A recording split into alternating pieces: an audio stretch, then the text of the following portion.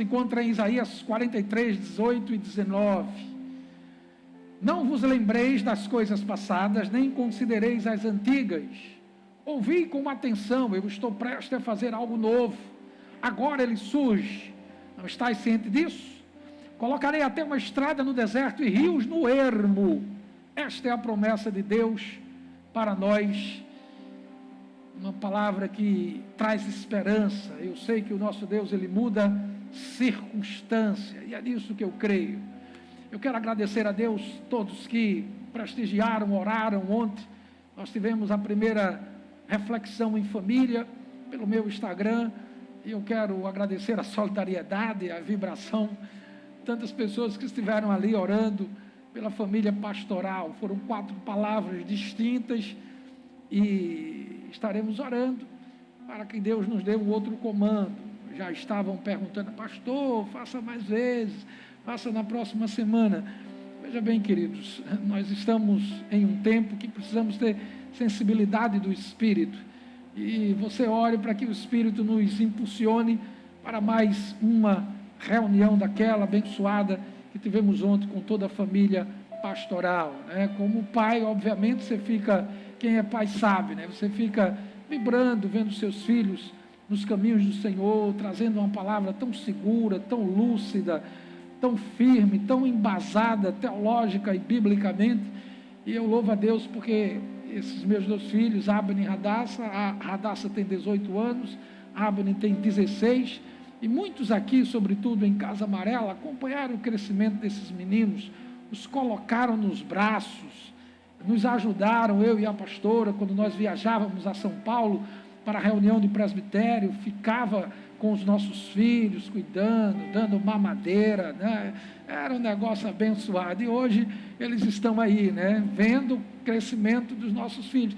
São pessoas que nós nutrimos um carinho, nós nutrimos o nosso apreço e as nossas orações em direção a todos aqueles que oram pela família pastoral. Nós estamos vivenciando um tempo muito difícil, muito desafiador como igreja nesse estado, nessa nação, mas estamos em um território propício a milagres. Uma vez eu escutando o profeta Rony Chaves, ele disse, quando você entrar numa geografia tensionada, quando você adentrar em uma geografia de luta e de impossibilidades, comece a vislumbrar as possibilidades em meio às impossibilidades que estão lhe cercando. Então, tudo isso é motivo para você gerar uma expectativa em Deus, que Ele está acompanhando tudo. Deus não está ausente da história, Ele nunca esteve ausente da história, mas cabe a nós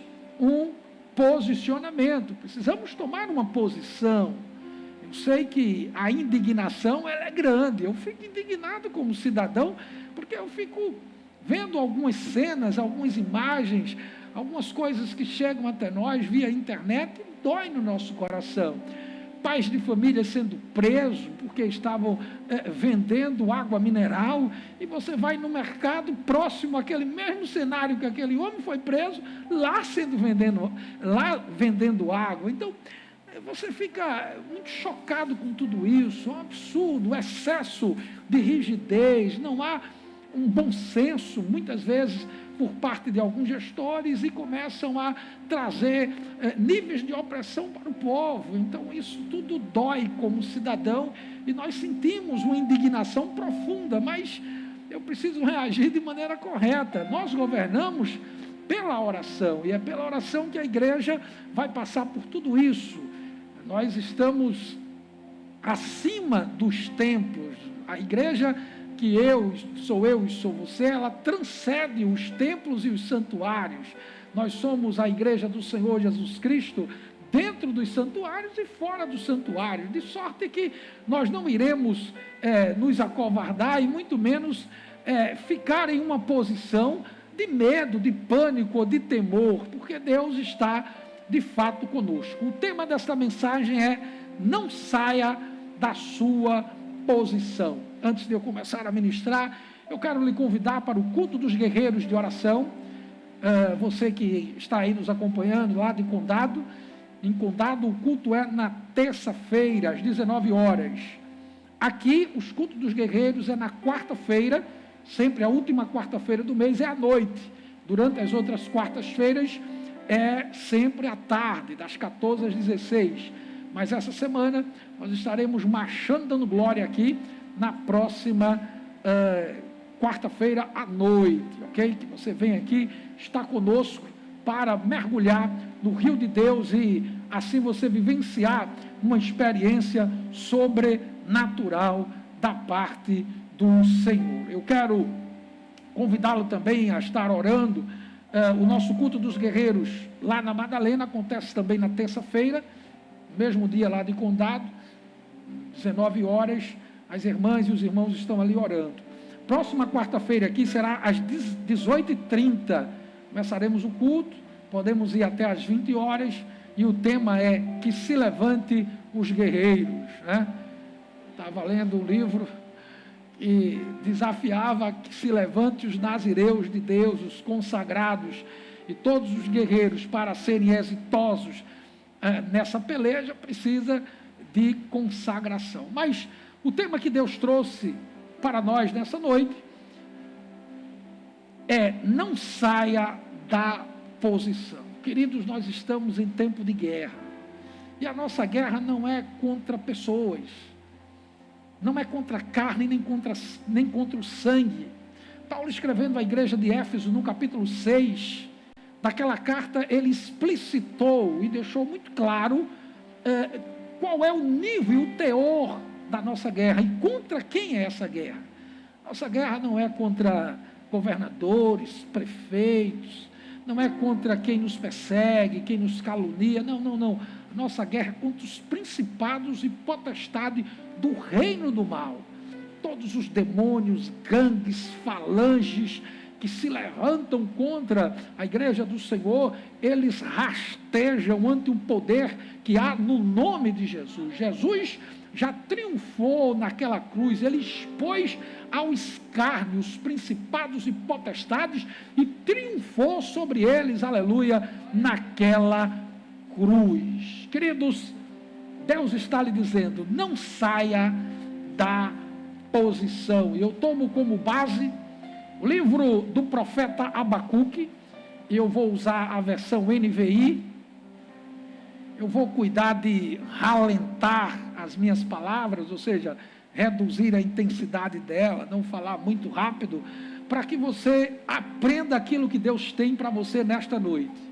Deus está dizendo: não saia da posição, da sua posição nele. É trágico quando nós saímos da nossa posição de oração, de jejum, de batalha espiritual. É trágico quando nós violamos o nosso voto de consagração. É trágico, mas você vai aprender hoje alguns ensinos para você não sair da sua posição. Diz o profeta Abacuque: eu ficarei de sentinela e tomarei posição sobre a muralha. Aleluia. Eu aguardarei para ver o que ele me dirá e que resposta eu terei à minha queixa. Deus, fala, Senhor, e todo o nosso ser te ouvirá. Queridos, quando nós folheamos esse livro do profeta Abacuque, logo nos primeiros versículos, parece que Abacuque estava escrevendo para os brasileiros, porque ele começou a externalizar a sua inquietação ante um cenário que a nação hebreia estava vivenciando, especificamente o Reino do Sul, que era formado pela tribo de Judá e pela tribo de Benjamim, e a capital desse Reino do Sul era Jerusalém. Eu acredito que você conhece a história bíblica, e até o reinado de Salomão, Israel era uma nação compacta. Juntas, 12 tribos formavam a nação hebreia, que saiu de um cativeiro de mais de 400 anos, ali no Egito, e adentrou numa terra que Deus havia prometido ao patriarca Abraão, uma terra que emanava leite e mel. Mas, quando Salomão morre, E por conta da sua idolatria, da sua quebra de aliança que ele teve com Deus, Deus havia sentenciado uma ruptura. E houve essa ruptura no reinado seguinte, que foi o do seu filho chamado Roboão, e a nação que antes era junta se dividiu. 10 tribos foram para o reino do norte, fizeram ali o reino do norte, ou Israel, e a sua capital ficou chamada Samaria. O reino do norte entrou por uma rota de desobediência, eles incorreram na promoção da idolatria, quebraram a aliança com Deus e foram levados cativos por um império chamado Assírio. Os irmãos do sul, vendo todo o descalabro que aqueles irmãos lá do norte adotaram como padrão de vida, quebraram a aliança, promoveram a idolatria, a feitiçaria, o pecado, a injustiça, eles não tomaram aquela repreensão que aqueles irmãos tiveram, e foi o cativeiro, a vara de Deus. Eles incorreram no mesmo erro, na desobediência, na violência, na injustiça, e é nesse cenário que se levantou esse profeta Abacuque.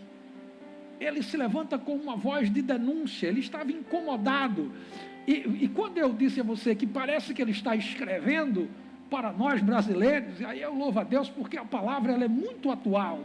Ele começou a falar do cenário que norteava a nação naquela época, que ele se levantou com a voz profética.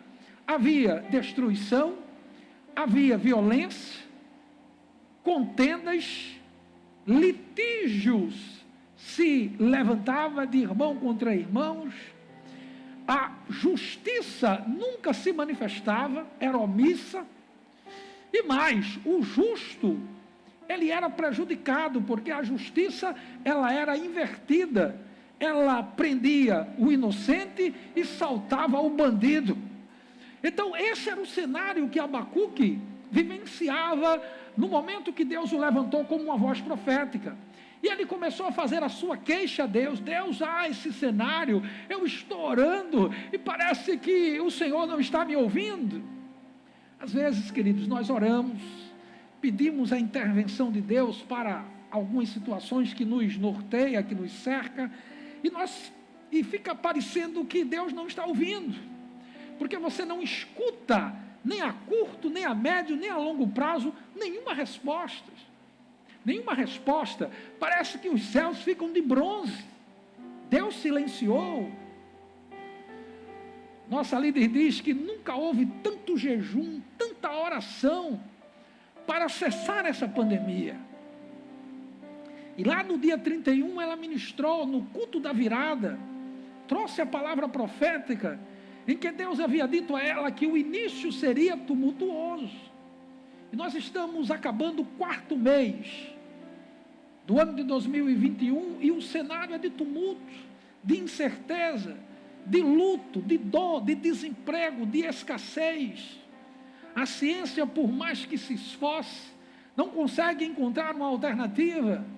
Por mais esforço que os governos têm tido, a mortandade aumenta. E diante de um cenário como esse, o povo está orando, mas no dia seguinte as coisas estão, parece que do mesmo jeito. Parece que Deus não está ouvindo. É uma falsa sensação. Mas Deus, Ele está ouvindo, queridos. O silêncio de Deus não significa que Ele não está agindo. Só que Deus tem um tempo. Nós sabemos que quando tudo isso passar, virá sobre nós um poderoso avivamento. Nós iremos para as praças, porque foi dito naquela palavra profética, tanto na palavra do dia 31 de dezembro, como na palavra do dia 3 de janeiro, direto de Brasília. Essas duas palavras saíram direto da nossa sede em Brasília pela nossa líder. E foi dito que as fórmulas passadas, não adianta usá-las novamente. Aquela igreja do rito, da forma, do sacramento, da liturgia, ela não funciona. E as grandes colheitas, elas não acontecerão mais nas 4 paredes do santuário. Aqui será a plataforma do treinamento. Aqui será o quartel em que nós iremos forjar os futuros líderes. mas as grandes colheitas se darão nas escadarias, nas praças, nos colégios, nas vielas, nos campos, nas quadras. Nós iremos entrar com toda impetuosidade, força e determinação que o Senhor irá conceder e colocar sobre nós à nossa disposição todas as ferramentas que nós precisamos. E eu estou gerando uma tremenda expectativa em Deus. Uma tremenda expectativa em Deus. Porque esse tempo vai chegar. Então Abacuque clamou, como eu e você está clamando, e parece que não estamos escutando nada. Mas logo Deus se manifestou, logo Deus se apresentou para o profeta. E disse que iria levantar uma vara de repreensão. Queridos, deixe de tolice em imaginar que Deus não repreende. Deixe de bobagem em pensar que Deus não pune. Romanos capítulo 11, Paulo escrevendo à igreja lá em Roma, ele disse: considere a bondade e a severidade de Deus.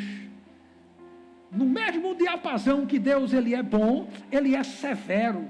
No mesmo diapasão que ele é amor, ele é justiça. Então Deus pune, Deus disciplina, Deus repreende. Gálatas 6,7 diz: de Deus não se zomba. Tudo que o homem plantar, ele vai ter que colher. Então Deus começou a dizer para Abacuque que iria levantar a sua vara de repreensão. E que vara seria essa? Os caldeus.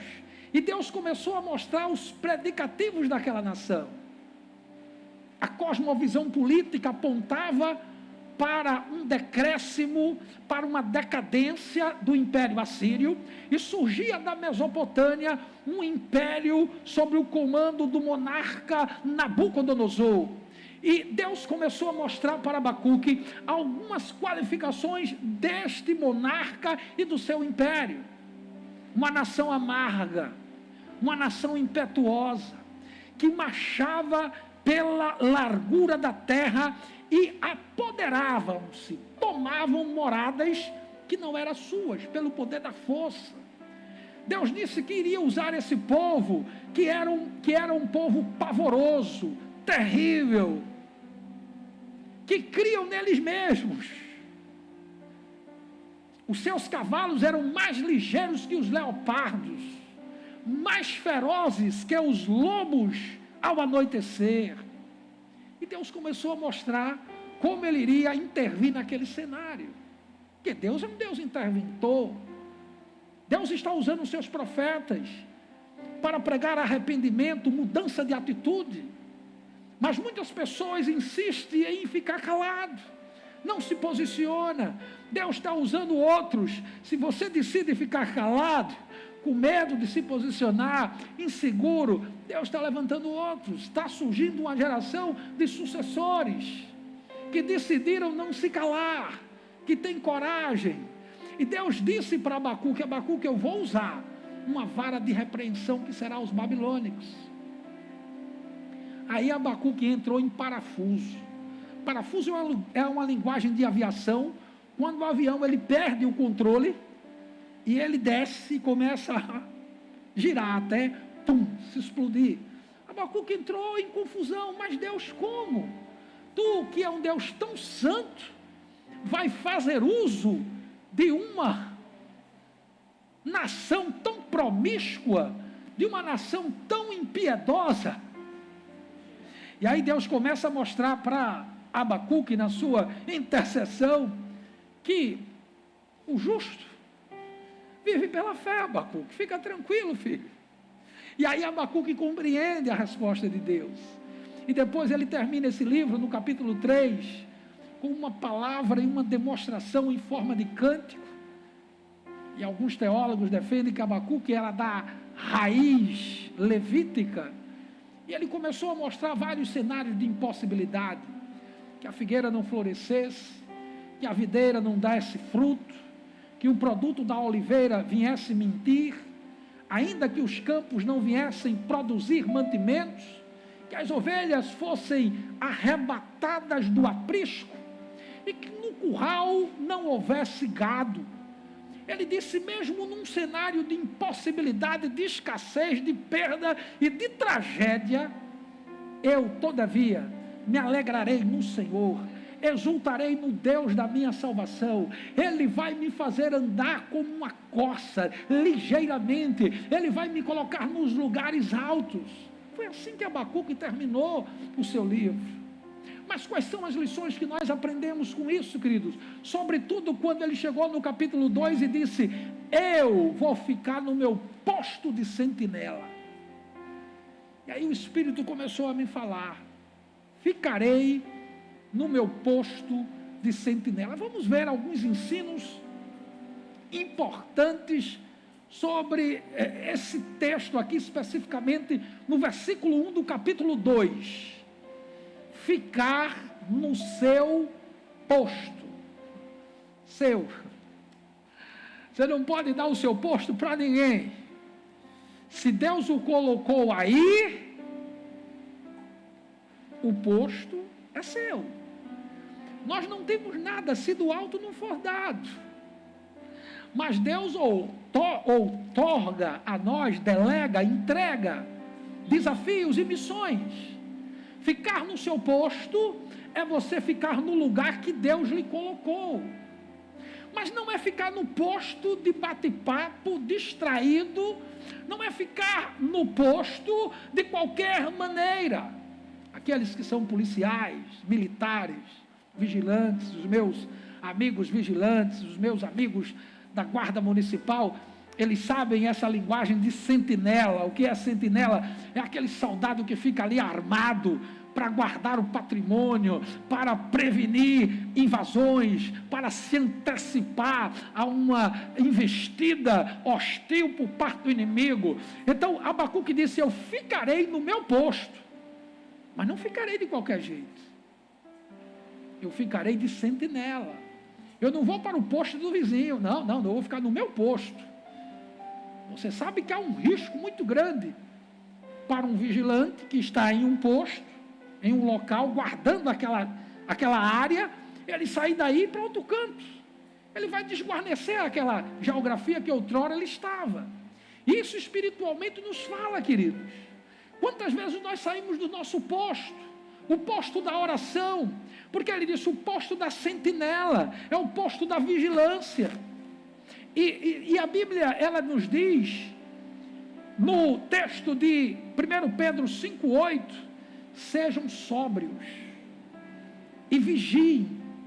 O diabo, o inimigo de vocês, ele anda ao redor como um leão, rugindo e procurando quem possa devorar. Você está entendendo isso aqui? Abacuque disse, eu ficarei no meu posto de sentinela. Porque existe, querido, um inimigo que é hostil. Existe um inimigo que é covarde. Existe uma guerra que você desconhece o teor e a profundidade desta guerra.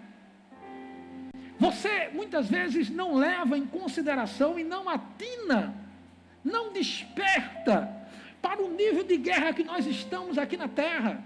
E não é uma guerra contra a pandemia. Isso aí é só uma variação, só uma vertente, uma variável de vários conflitos que nós estamos vivendo nessa terra. E você precisa estar no seu posto, no seu posto. Não é aliciando o posto do irmão. Não é maquinando mal para tirar o irmão do posto que Deus colocou a ele. Fique no seu posto. Talvez o seu posto não seja muito visto. Talvez o seu posto é lá atrás. Talvez o seu posto é varrendo.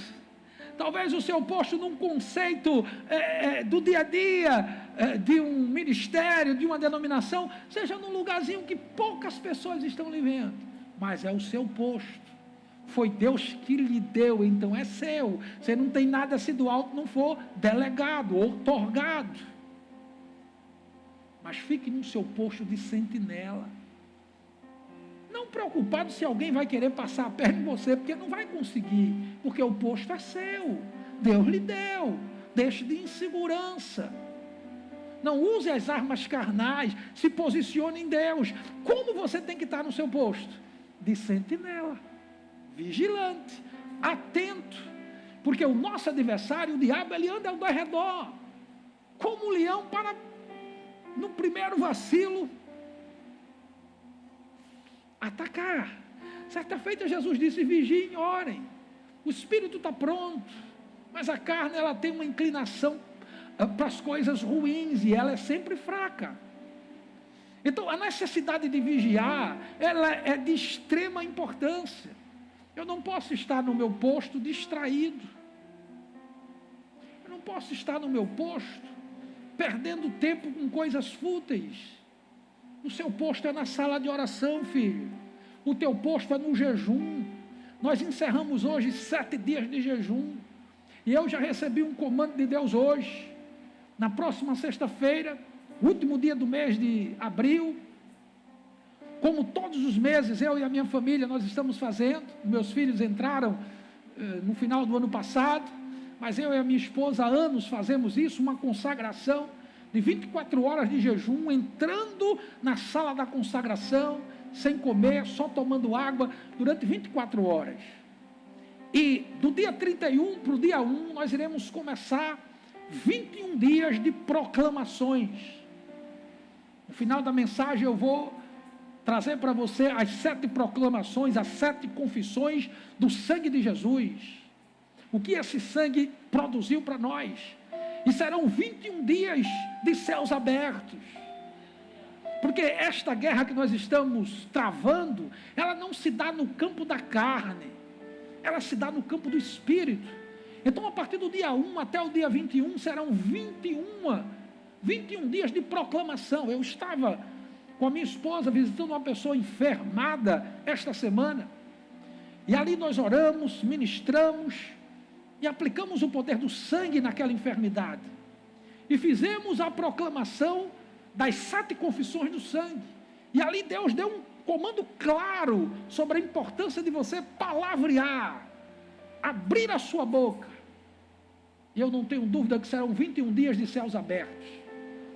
Os comandos serão dados no grupo, você vai acompanhar, serão 21 Santa Ceia em família, durante esses 21 dias, proclamando nos 4 cantos da sua casa, que o sangue de Jesus tem poder, meu irmão, e a sua família, queira ou não as trevas, e eu sei que ela não quer, a sua família é a sede do avivamento de Deus. Você não se casou para se separar. Os teus filhos, a Bíblia diz que são flechas polidas na tua aljava. Os teus filhos, além de ser teus filhos, primeiro eles são filhos de Deus, e é a herança de Deus para você, e você vai aprender a guerrear por eles. Porque eu sei o quanto o inferno ataca os meus filhos. Você que é pai, deve também ter a mesma experiência. Cuidado. Fique no seu posto de sentinela, de atalaia. Segundo o ensino que eu vejo aqui nessa palavra de Abacuque, no capítulo 2, versículo 1, eu tenho que ficar no meu posto, atento, e tomar uma posição. E tomarei posição sobre a muralha, sobre a rocha. A nossa vida tem que estar pavimentada, alicerçada sobre a rocha. E a Bíblia diz que a rocha, que a pedra de esquina, Atos capítulo 4, a pedra de esquina, a pedra de sustentação da nossa vida é Jesus Cristo. Quando Abacuque diz, eu tomarei posição sobre a muralha, ele está dizendo, eu não vou ficar de qualquer jeito aqui não. Eu vou ficar no posto, no meu posto, não vou sair do meu lugar. Eu vou ficar vigilante, atento, guardando, me prevenindo de invasões, mas eu vou tomar posição na muralha. Tomar posição na muralha nos fala de proteção. Tomar posição na muralha é você ficar no lugar onde você vai ter uma visão privilegiada. Quando os invasores, os lacaios espirituais, as gangues e falanges do mal, vierem sobre você e sobre a sua família, você estará em posição sobre a muralha da proteção, a muralha que lhe dá o privilégio de uma visão aguda, profunda, da aproximação ou não dos ataques. Você não será surpreendido que você está na muralha.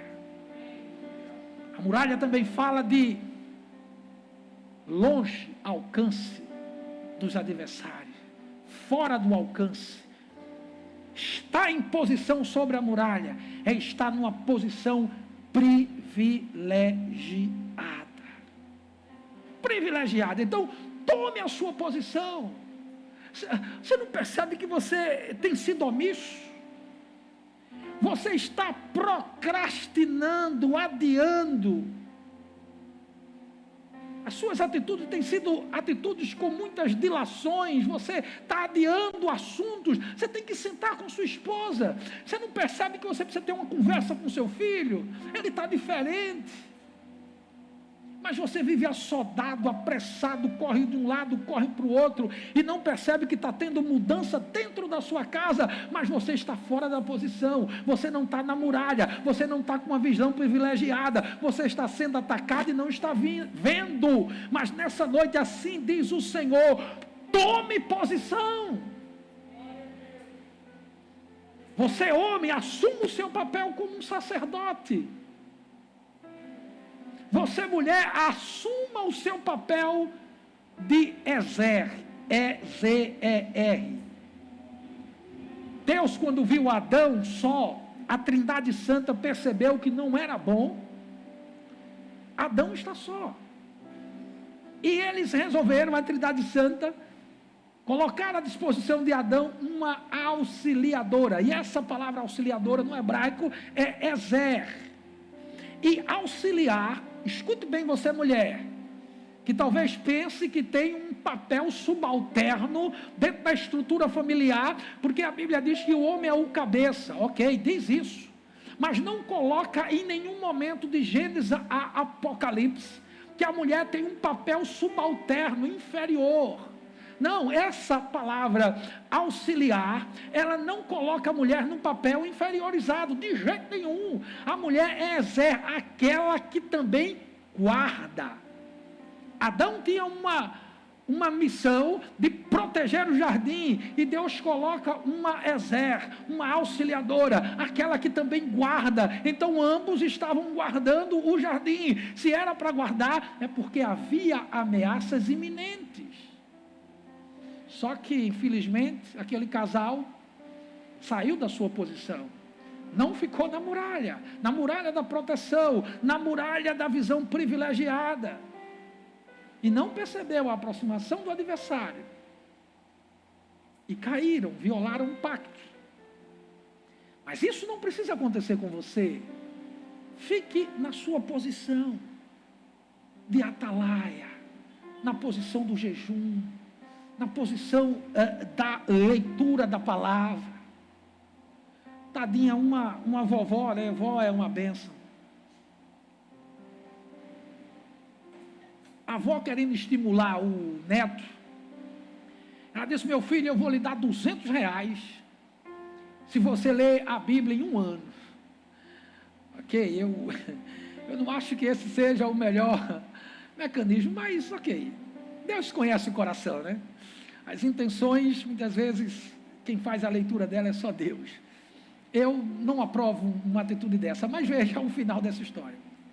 Uma irmã dela se ressabiou, ficou chocada com aquilo. Como é que você bota o menino para ler a Bíblia e promete a ele R$200? Aí chegou para o menino e disse: olha, meu filho, eu vou lhe dar R$500 para você não ler a Bíblia. Pronto, começa a confusão, né? Tem duas propostas: 200 para ler e 500 para não ler. Aí o menino se levantou e disse: vovó, eu não sei se a outra era tia, se era... Disse: olha, eu nem quero os 200 e nem quero os 500. Eu vou ler a Bíblia todinha esse ano. E ele já terminou o Novo Testamento. Queridos, ficar na sua posição e na muralha é você ter fome de se expor à palavra. Eu sei que não é quantas vezes você vai ler a Bíblia, mas sim quantas vezes você vai ser afetado por aquilo que você lê.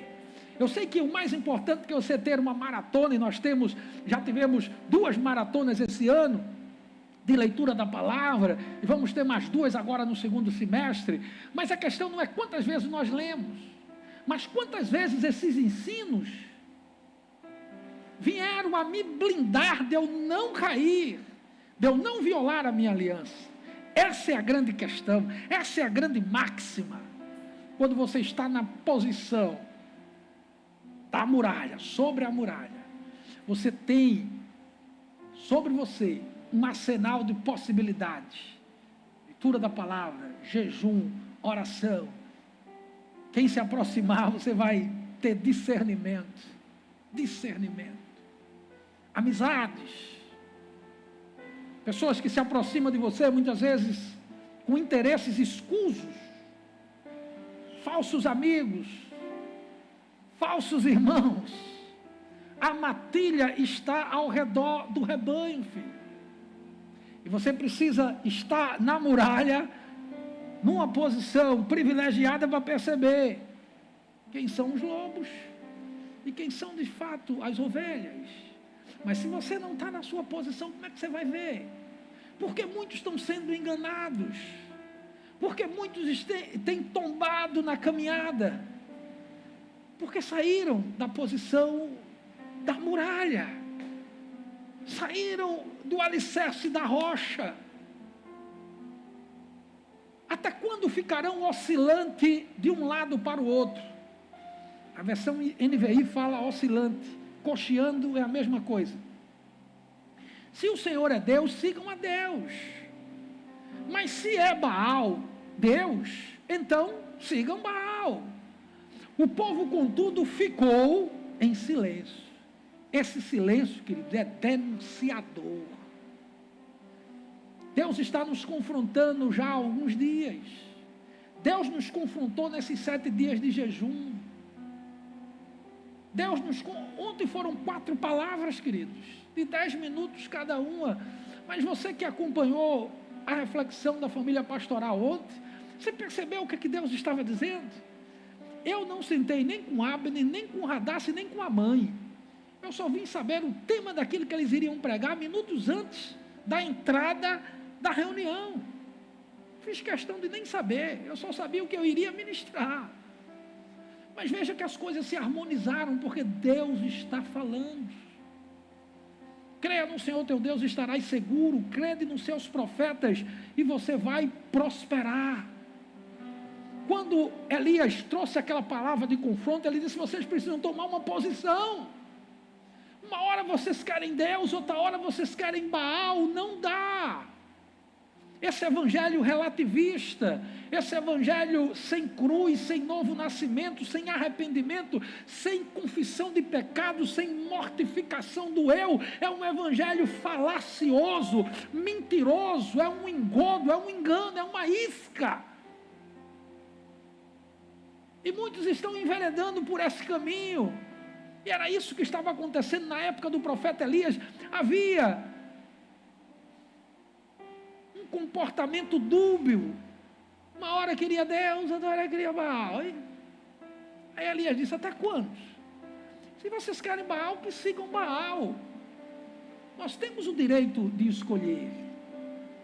Eu ensino meus filhos no caminho que eles devem andar. E a Bíblia diz que ainda quando eles forem grandes, eles não se desviarão deles. Mas os meninos têm direito de escolha. Eles vão chegar na maioridade. Mas o legado, os ensinos que eles estão se expondo, quantas vigílias eu não fiz aqui? Com aqueles 2 meninos.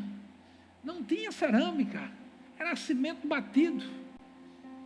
Eles iam até 1 hora, brincando, correndo aqui dentro, criança. Chegava 1 hora que o sono batia, eles arriavam, botavam o colchão ali. E às vezes vinham as intrusas que entravam por aqui. Casa Amarela não tem esgotamento sanitário em todos os lugares. O esgoto em alguns lugares corre a céu aberto. E aparecia os intrusos. Corre ali para pisar nos intrusos. E assim esses meninos são forjados. Agora, eu não posso baixar a minha guarda. Eu tenho que estar em cima da muralha junto com a mãe. Porque o diabo pode me atacar atacando eles. A Radassa tinha 9 anos de idade, filho. 9 anos. Pequenininha. 9 ou 12, eu não me lembro bem, pastora. Quando o abençoado mandou um bilhete para ela lá no colégio. 9 anos. Meu Jesus Cristo de Nazaré, socorre-me. A menina com 9 anos. E o Alain Delon mandou um bilhete para ela. O sangue sobe pelas orelhas. Vai eu não ficar na torre de vigia? Você que é pai, abra os seus olhos. Abner tem 16 anos, 10, 11 anos. Era problema, meu filho, as meninas em cima.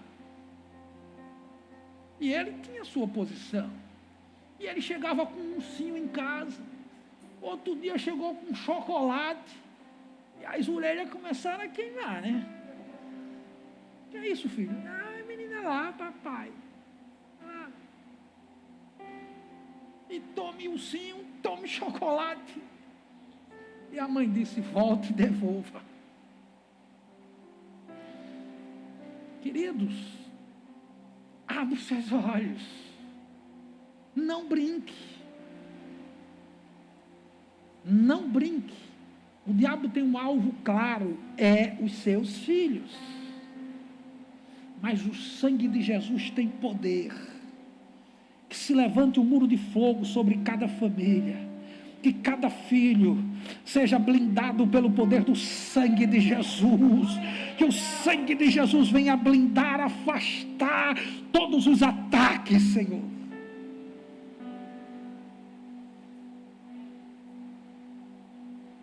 Em terceiro lugar, e aí eu concluo essa mensagem.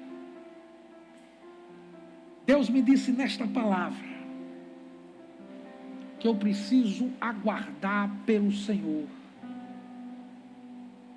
Abacuque disse, eu aguardarei para ver o que Ele me dirá. E que resposta eu terei da minha queixa, da minha oração. Queridos, muitos estão se atirando em uma verdadeira odisseia em seus próprios planos e projetos. Não estão sabendo esperar em Deus. Às vezes, dão passos à frente dos projetos que Deus tem para ele. O primeiro ponto do sermão do dia 3 da nossa apóstola, você vai encontrar lá no YouTube, palavra profética e o culto da virada. São duas palavras que se coadunam, que se completam. A do dia 31, ela está ligada diretamente à do dia 3. E a do dia 3 se completa com a do dia 31 e vice-versa. O primeiro ponto daquela mensagem é: não passe à frente de Deus. Essa sociedade do macarrão de 3 minutos. Essa sociedade em que o carro funciona com 3 combustíveis. Essa sociedade que agora, antigamente, era shampoo e creme rinse. Na minha época era creme rinse, agora é condicionador. Mas agora o shampoo tem shampoo, condicionador e uma série de coisas, tudo junto, e coloca lá 3 em 1. É a sociedade do para ontem. É a sociedade que quer tudo na rapidez. E nessa alucinação de querer tudo para antes de ontem, é onde tem os atropelos.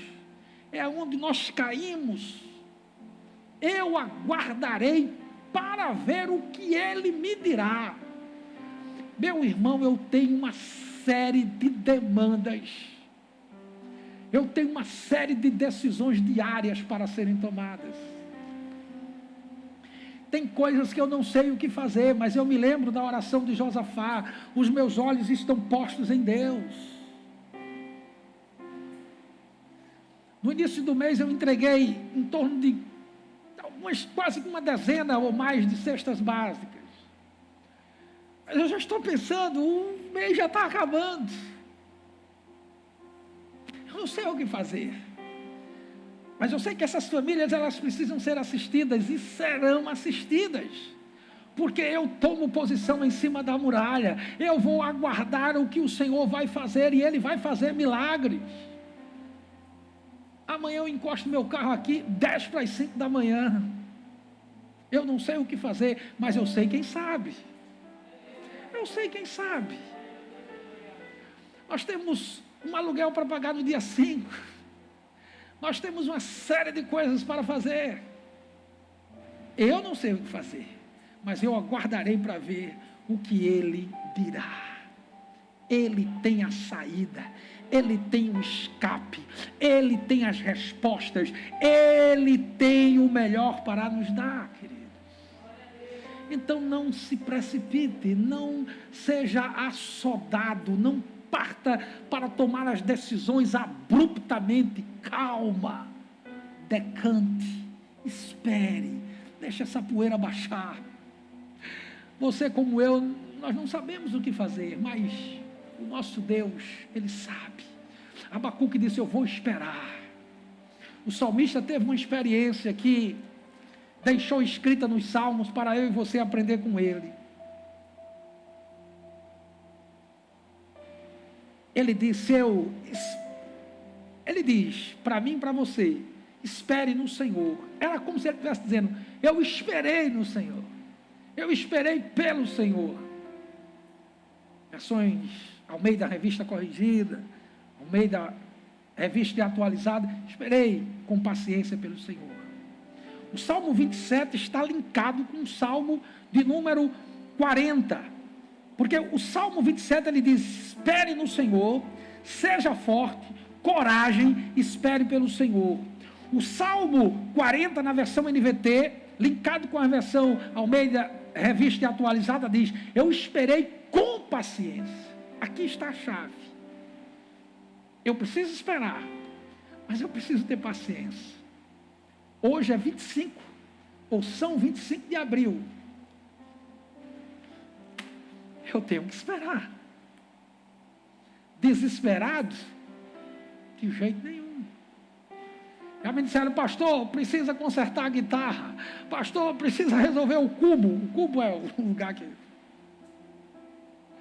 Às vezes, essas notícias vêm antes do culto, sabe, meu? Antes de eu subir aqui. Mas eu já sei lidar com isso. Tira o orçamento, irmão. Pastor, precisa do Office. Office é a plataforma para fazer. Eu vou esperar com paciência em Deus.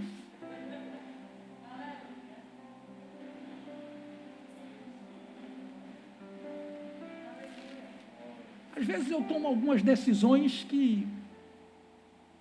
Mas eu só tomo quando Deus manda, meu irmão. Por isso que eu tenho respaldo. Pastor, me disseram em outro arraial, precisamos comprar uma televisão, precisamos começar o treinamento, aí naquela semana quebrou o retroprojetor. Agora eu estou sem retroprojetor e sem televisão. Deus disse, pegue o seu dinheiro de plástico. Eu comprei uma televisão de R$ 2.750.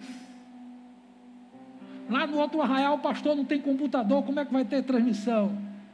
Aí o Senhor disse, pega o dinheiro de plástico. E eu comprei um computador por R$ 3.700. Não vai deixar de ser pago uma fatura dessa. Aí disse lá, estourou o limite. Aí os meninos saíram para comprar no meu cartão hoje e compraram. Eu disse, mas acabou o limite desse cartão, tem que comprar no outro. Não, pai, mas pagou, aí está lá, estourou o limite.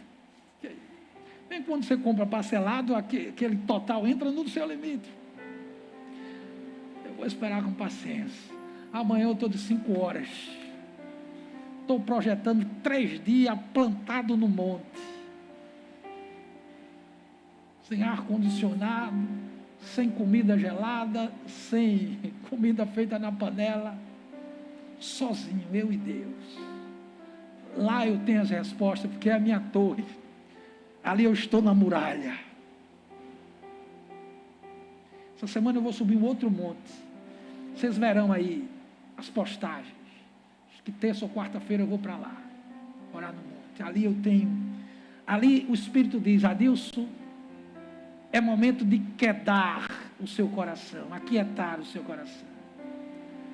Aí ali eu esqueço do computador que foi comprado, eu esqueço das cestas básicas que tem que comprar. Aí eu estou na bênção. Fique em pé em nome de Jesus, você que está aqui. Espere com paciência pelo Senhor. Mas, olha, não vá fazer isso que eu fiz não, viu? Pelo amor de Deus, não faça isso. Eu faço quando eu sou respaldado. Não vá, pastor disse, eu vou amanhã lá na cidade, vou meter o pé pelas mãos, aí você vai se arrebentar, vai entrar no SPC. Não faça isso não. Eu não vos autorizo. Mas quando o Espírito fala, essas orelhas aqui, tem discernimento para saber quando o Espírito fala. Não saia da sua posição. Não saia da sua... É trágico, é catastrófico, é periclitante, é desastroso, é terrível.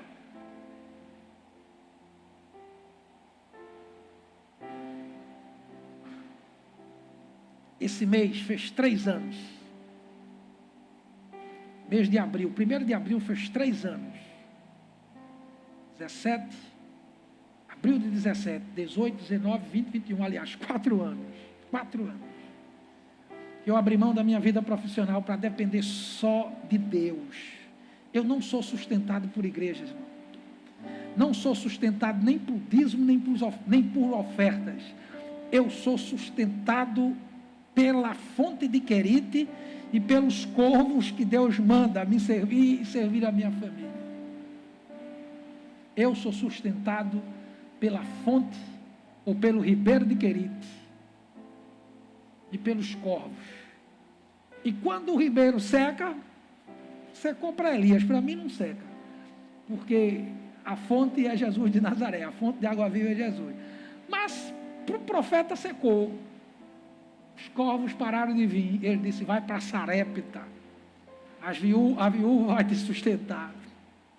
O que é que ele viu lá? Uma mulher esfaimada, pegando um bocadinho de madeira para fazer um fogo, porque só tinha um bocadinho de farinha, um tiquinho de azeite, ia fazer um bolinho com o filho, comer e morrer, porque não tinha mais nada. Veja que cenário de impossibilidade Deus colocou para o profeta. Mas quando você se depara com um cenário de impossibilidade, você diz: a farinha da tua panela não faltará, o azeite da tua botija não cessará, até que o Senhor faça chover em Israel, até que o Senhor faça voltar às normalidades das coisas. Não se desespere, porque a farinha da tua panela não vai faltar, e o azeite da tua botija não vai secar. Eu faço questão de levar a cesta na sua casa. Agora, não saia da sua posição. Não saia da sua posição. Pai querido, que em nome de Jesus de Nazaré, Tu venha nos despedir debaixo da Tua graça. Temos a Tua companhia perpétua para nossas dores, dilemas, aflições. E eu sei, Senhor, em quem eu tenho crido.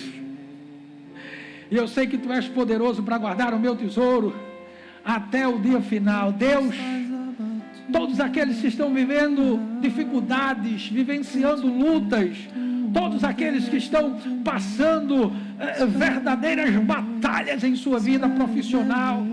Eu oro pelos meus amigos do transporte de criança, transporte escolar, que estão há mais de 1 ano sem trabalhar. Eu oro pelos meus amigos taxistas, meus amigos motoristas de aplicativos, todas as pessoas que estão enfrentando escassez nessa época de pandemia.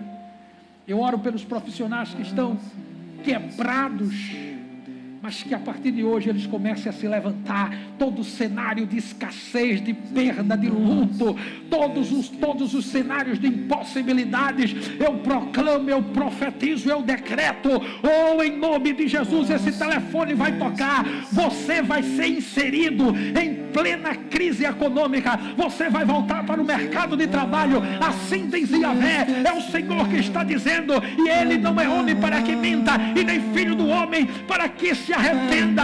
Você vai voltar ao mercado de trabalho nos próximos dias, assim diz Yahvé. Assim diz Yahvé para aqueles que estão com causa na justiça. Eles dizem que só estão julgando os casos prioritários e de grande emergência, mas assim diz Yahvé, essa causa será transitada e julgada em teu favor. Você já ganhou essa causa, a tua aposentadoria vai sair em plena pandemia, essa causa na justiça será julgada nos próximos dias. Esse decreto é o Senhor, o Deus Todo-Poderoso que está emitindo. Receba Ele em nome de Jesus. Você que está com um quadro e um diagnóstico de uma doença irreversível, assim diz Yahvé, eu mandei o meu filho para que naquela cruz levasse toda a tua enfermidade, toda a tua dor, o corpo chagado do meu filho, assim diz Yahvé, foi para produzir cura no teu corpo. Essa enfermidade não é para a morte, mas é para manifestar a minha glória na tua vida. Oh, aleluia, aleluia, aleluia, aleluia. Você teve um dia belicoso, você que teve um dia conflituoso, o domingo foi de confusão, de manhã até agora. Se estabelece a paz, o shalom de Deus na tua casa, a harmonia volta, o pai vai se entender com o filho vai se entender com o pai, a mulher vai se entender com o esposo vai se entender com a esposa, os parentes que estavam rompidos nos seus relacionamentos, começa a ver a harmonia de volta.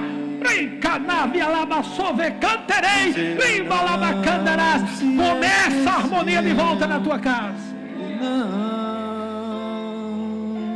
Assim diz Yahvé. E que o Senhor nos abençoe e nos guarde. Que o Senhor faça resplandecer o seu rosto sobre nós e tenha misericórdia de nós. Sobre nós o Senhor levante o seu rosto e nos dê shalom. Queridos,